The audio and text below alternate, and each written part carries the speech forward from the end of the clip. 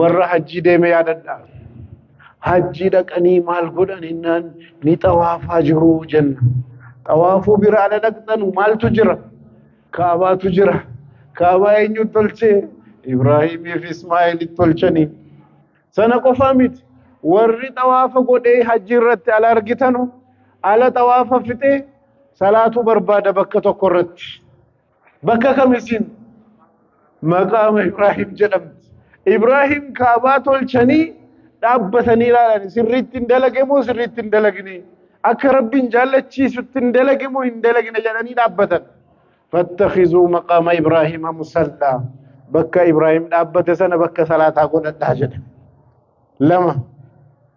sadaffaa safaa marwaa deemama achi fiigama as deemama gidduu safaa marwaa maalinni haadha manaa seenaa haadha manaa Ibraahimii fi ilma isaaniiti haadha manaa Ibraahim Hajar akkuma isin qissaa isaa beektanu ilmoo isaanii ajaja rabbiitiin Ibraahim fuudhee bakka gammoojjii sana keessa gaafa kaa'uuni cinqamte mucaan reef daa'ima xiqqaadha ni booha nama waa kennuuf jettee achi fiigde as fiigde ummanni miliyoonaan lakkaa'uma jalqabe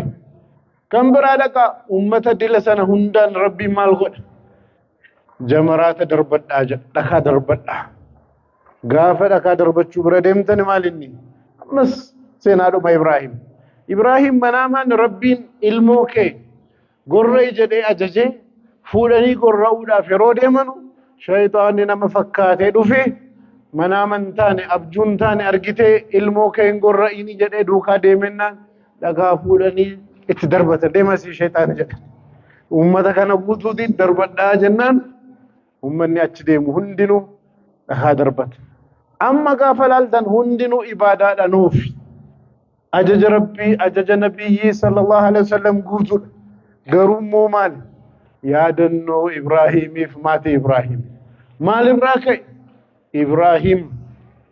du'aa'ii kadhatani waj'al li lisaana sidqin fil aakhiriin ummata dhaloota dhufu keessatti maqaa gaarii yaadannoo gaarii khayriidhaan ka'uu naa godhii jedhanii rabbiin kadhatan argitanii amma nama meeqatu addunyaa irratti maqaa Ibraahim moggaafata maalii fi jennaan khayrii dalaganii rabbiin biratti nama du'aayin isaanii qeebalamu rabbiin biratti nama bakka qabu khaliilur rahmaan jaalallee rabbee ta'anii rabbiin kan isaan jaallata ta'anii isaanis kan rabbiin jaallata ta'anii khayriidhaan waa bira keewwatan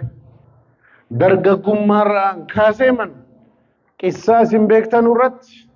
warri shirkii dalagu sun maal jedhan fatan yuqaalu lahu Ibraahim dargaggoo wayii jira Ibraahim kan jedhamu jedhan dargaggummaarraa kaasanii rabbiin biratti waa keewwatan diiniidhaaf hojjechuu biratti fakkeenya ta'an gaafa guddatanus akkanumaan deeman nuhu akka nama tokkootti dhalanne guddanne haadha manaa fuune yookaan heerumne ilmoo arganne achuman jiraanne duune qofa yoo seenaan keenya ta'e seenaa kufaatiiti kun kanaafuu rabbiin biratti seenaa birattis maqaadhaaf jennee utuu hin ta'in maqaanis booda rabbi irraa dhufa waan ajajamni irratti argamnee hojjechuun nurraa eegamaa jechuudha akka nama tokkootti tokko tokkoon keessan mee dhaabbadha har'a umrii irra jirtan of hisaabaa waggaa 10 booda eessa geenya waggaa 20 booda eessa gahuuf karoorfataarra kana sammuutti yaaduun barbaachisaadha waa shanan isinii kaasa sirriitti na dhageeffadha tokkoffaa